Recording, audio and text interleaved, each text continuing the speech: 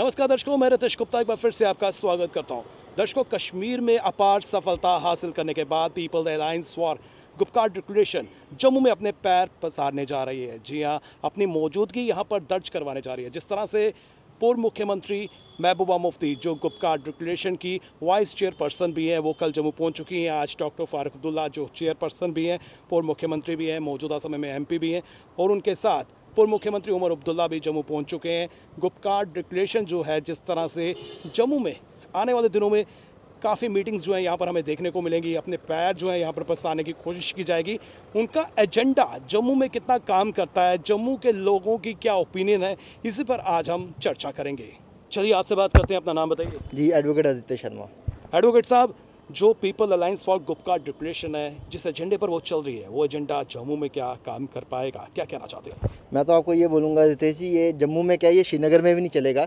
इसके पीछे रीज़न ये है, ये गुपकार अलायंस फॉर इनका अपना अलायंस है, अपना पॉलिटिकल मोटिव सेटअप करने के लिए। ये वही लोग हैं जो 370 को लेके पिछले 70 साल से चलते आए हैं। They never did anything to resolve this issue. इन्होंने कभी भी ऑन फील्ड कुछ नहीं किया 370 को, या तो उसको परमानेंट करने के लिए या उसको एबॉलिश करने के लिए।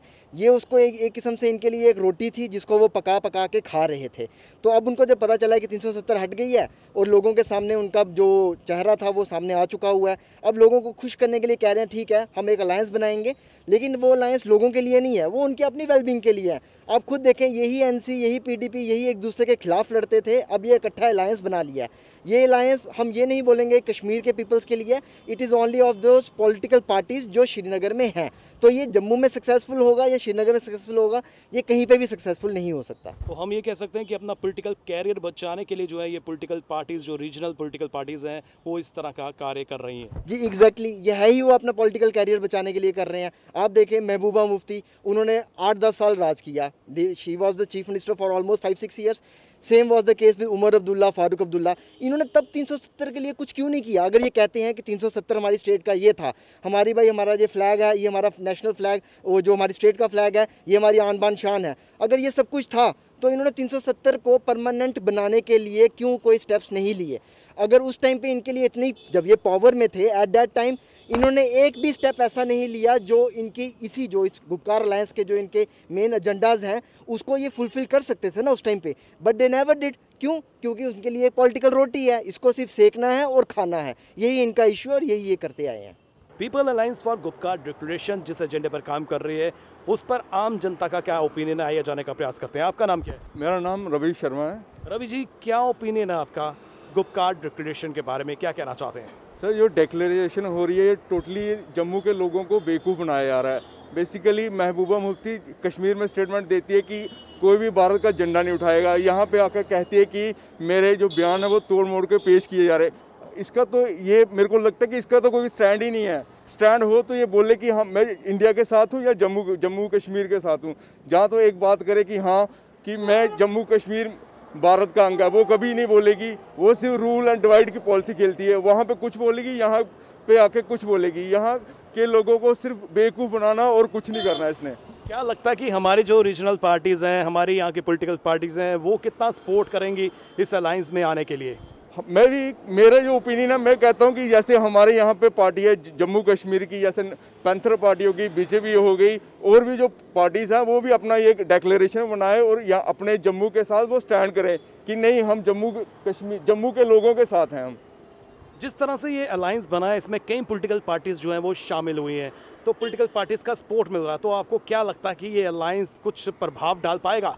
मेरे को यहाँ तक लग रहा है कि जम्मू के लोगों को तो कुछ नहीं, यहाँ के लोगों को कुछ नहीं प्रभाव डालेगा। जो भी होगा कश्मीर में होगा। जम्मू के लोगों को तो सिर्फ एक किस्म का जुमला बना देते हैं कि बेवकूफ़ बनाना और कुछ नहीं करना है। People alliance for Gupkar declaration, इसका मोटिव यही था कि जो पॉलिटिकल पार्टीज अकेले अकेले अपना राग गाती थी, वो इकट्ठी हो जाएं और इकट्ठे होकर यूनिटी का परिचय दें। कश्मीर में तो उन्होंने काफ़ी पकड़ मजबूत की है, अब जम्मू में अपनी पकड़ मजबूत करने के लिए यहाँ पर मीटिंग्स का दौर शुरू हो गया है। आइए जानते हैं कि जम्मू के लोग क्या कहना चाहते हैं। अपना नाम बताइए। कपिल वर्मा। कपिल जी, आप क्या कहना चाहते हैं, जो people alliance for Gupkar declaration है, जिस एजेंडे पर वो चल रही है, वो एजेंडा उन्हें कितनी सक्सेस दिलाएगा जम्मू में? सर, जम्मू में जो गुपकार डिक्लेरेशन की बात चल रही है, आपने देख ही लिया कि जिस तरह से महबूबा मुफ्ती का जम्मू वालों ने वेलकम किया है, काला झंडा दिखा के इनका विरोध प्रदर्शन किया है। अब जम्मू की जनता जो जागरूक हो चुकी है, उनको पता है कि जैसे कश्मीर में ये जो 5-6 जयचंद थे, इन्होंने अपना अलायंस किया था, जिसके पार्टी प्रेसिडेंट फ़ारूक अब्दुल्ला जी थे और वाइस प्रेसिडेंट महबूबा मुफ्ती जी थी। इनकी अब वहाँ कश्मीर से उनकी सियासी जो ज़मीन है वो खिसकती नज़र आ रही है और एक जम्मू में भी एक ऐसा ही षड्यंत्र रच रहे हैं और जम्मू के लोगों को भी एक बेवकूफ़ भगाने की साजिश रची जा रही है, जो कि ऐसा बिल्कुल नहीं होगा। इनकी पार्टी के जो दिग्गज नेता थे वो इनका हाथ छोड़ चुके हैं और जम्मू की जनता आज ना मेरे विचारों पे ध्यान देती है, ना इनकी Gupkar declaration is total failure. तो मेरा ये कहना है कि ये बिल्कुल एक जनता ने फैसला करना है कि जो लोग तिरंगे झंडे का सम्मान करते हैं उनका साथ देना है, या गुपकार अलायंस है जो तिरंगे झंडे का अपमान करते हैं।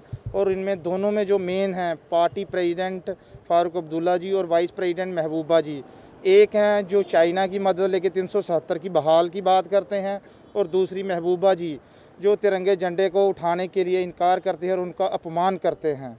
देखिए, अगर हम दोनों पॉलिटिकल लीडर्स की बात करें तो वो दिग्गज नेता है, और जन आधार की बात करें तो जम्मू में भी जो है उनका जन आधार है। कई बार जो है वो मुख्यमंत्री के पदभार संभाल चुके हैं, पीडीपी भी रह चुकी है, एनसी भी रह चुकी है। तो कहीं ना कहीं जो है जम्मू में भी उनके वर्कर्स हैं, लीडर्स हैं, तो कहीं ना कहीं उन्हें लाभ मिल सकता है, कहीं ना कहीं वो मन बदलने का प्रयास कर सकते हैं लोगों का।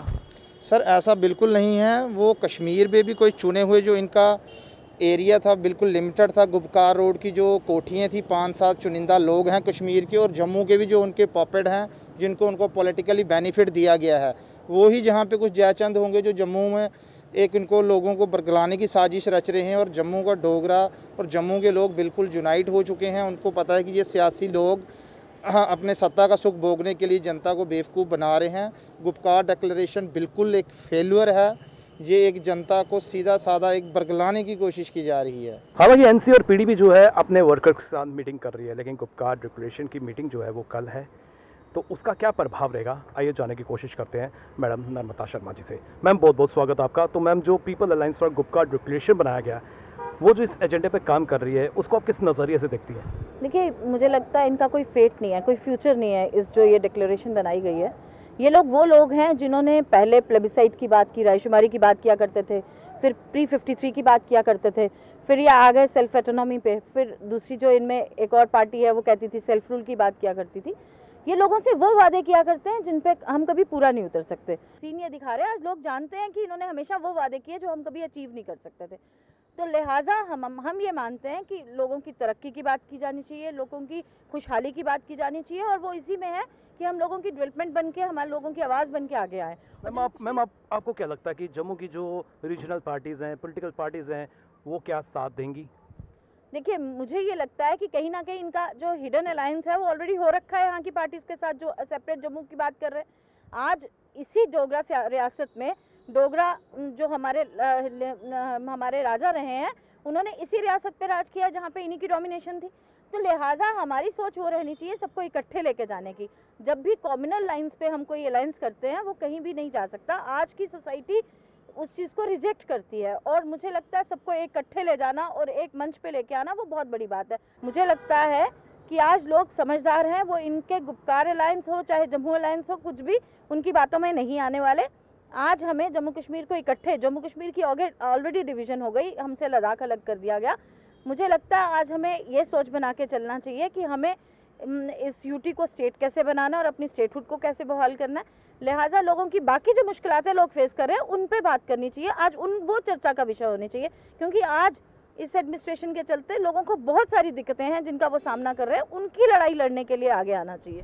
देखिए, जम्मू में सक्सेसफुल के चांस होना बिल्कुल ज़ीरो है, बट बिल्कुल सही बात है, कुछ यहाँ के लोग हैं जो ये भूल जाते हैं कि इनकी आइडियोलॉजी क्या है लोगों के, और ये अपने बेनिफिट्स के लिए जम्मू के साथ गलत करने को तैयार हो गए। कुछ ऐसे लोग हैं, कुछ ऐसे जयचंद हैं। मैं क्लियर बोलना चाहता हूँ, ये वही लोग हैं, इनको आज इकट्ठा होना पड़ गया।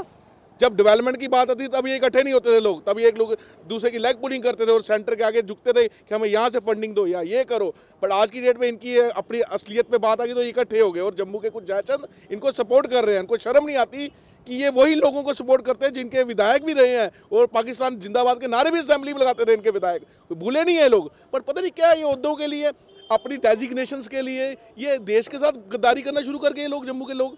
समझ नहीं आता इन लोगों का हमें। देखिए, कंट्रोवर्शियल अगर स्टेटमेंट्स की बात करें तो पहले भी इस तरह की स्टेटमेंट्स आती रही हैं, लेकिन हम अगर फैक्ट्स की बात करें तो यहाँ पर जम्मू कश्मीर में दोनों वाइस चेयरपर्सन और चेयरपर्सन मुख्यमंत्री के पदभार में रह चुके हैं, एमपीज रह चुके हैं। कहीं ना कहीं जो है जम्मू में भी उनकी मौजूदगी है। देखिए, जम्मू का ये तो ड्रॉबैक रहा है, जम्मू हमेशा डिपेंड उन्हीं लोगों पे रहते हैं, जम्मू के जो लीडर बनते हैं। इनको अपनी आइडियोलॉजी इन्होंने रखी ही नहीं। अब मैं इनके पार्टी के अहदेदारों से पूछना चाहता हूँ कि आपका क्या स्टैंड है? आप चाहते हैं कि ये चीज़ें इंप्लीमेंट हो? ये अपनी लॉबी बना रहे हैं, अपनी चीज़ें चलाते हैं, क्या है गुपकार? ये है क्या? इसकी आइडियोलॉजी क्या है? आप इन आइडियोलॉजी को सपोर्ट करते हैं, इनके साथ गलत हुआ। क्या आपके जम्मू के साथ गलत नहीं हुआ? इनके लीडर जब खड़े होते हैं हमारे कश्मीर के साथ गलत हुआ, भाई सबसे ज़्यादा भुगता तो आपके जम्मू ने है। आज हर जगह डेवलपमेंट में जम्मू के साथ भेदभाव हुआ, तब आपके जो जयचंद जो जम्मू में बैठे हुए हैं, पार्टी के प्रोविजन प्रेसिडेंट बैठते हैं, पार्टी के डिस्ट्रिक्ट प्रेसिडेंट बैठते हैं, आपकी पार्टी के एक स्टेटमेंट नहीं देते हैं, अपने लीडरों के पीछे पीछे धूम धुमा के घूमते हैं लोग। तब कोई आइडियोलॉजी नहीं है, और आज ये आपके लोग इकट्ठे हो गए और ये देश के खिलाफ बातें करना शुरू कर दी हैं। और क्या आइडियोलॉजी है? एक तो कहती है झंडा नहीं चढ़ाएंगे, एक कहता है हम इकट्ठे हो जाएंगे। ऐसी आइडियोलॉजी के साथ इकट्ठा होंगे?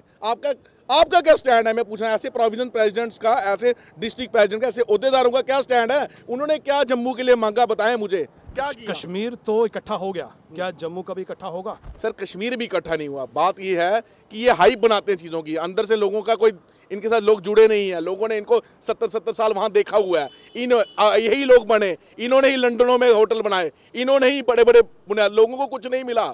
जम्मू किस चीज़ का इकट्ठा हुआ? लोग इनके साथ, दो लोग नहीं है इकट्ठे, लोग आकर नेशनलिस्ट लोग हैं, लोग इनकी आइडियोलॉजी पर नहीं चलते। अगर ये इतने सही होते तो जम्मू को सोने की चिड़िया बना दिया होता। कौन सी जो गवर्नमेंट आई ABC, उसने जम्मू कश्मीर को इतना पैकेज दिया, पर पैकेज इन लोगों के घरों में लगा, इनकी रेजिडेंसों में लगा। इनके बच्चे बाहर पढ़ते हैं, बाहर विदेशों में पढ़ने जाते हैं, आम आदमी को इन लोगों ने कुछ नहीं दिया। तो अब लोग इनके सब कुछ आरोप तो बीजेपी पर भी लग रहे हैं। देखिए, मैं तो ओवरऑल कहता हूँ, क्या बीजेपी ने भी क्या किया?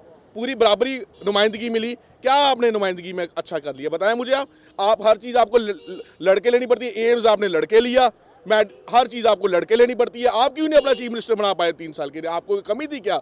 हर चीज़ आप फिर बाद में बोलते हैं मुफ्ती अब गलत हो गई, आप ही सपोर्ट करते रहे, आप ही बड़ी बड़ी बातें करते हैं। इस दिन हम छुट्टियां कराएंगे, आप करा नहीं पाए। मैं तो क्लियर बोलता हूँ, मैं किसी पॉलिटिकल पार्टी को सपोर्ट नहीं कर रहा। मेरा एक कहने का मतलब है, जो बीजेपी ने तो बिट्रेल किया, क्योंकि बीजेपी को इतनी बड़ी जम्मू से इतनी बड़ी, आज टोल प्लाजा पे बात करो, जम्मू में श्रीनगर में जिस टाइम आपका 370 प्रॉब्लम आई तो उन्होंने टोल पूरे बंद कर दिए। उन्होंने बोला यार टोल, जम्मू में किसी ने नहीं बोला। जम्मू में एक जगह इनके प्रेसिडेंट साहब बोलते हैं कि हम टोल प्लाजा नहीं लगने देंगे, उखाड़ देंगे। मैं कट शॉर्ट कर रहा हूँ बात को। बात यह है कि धोखा हमारे साथ हुआ है, पर जम्मू की लोग नेशनलिस्ट हैं।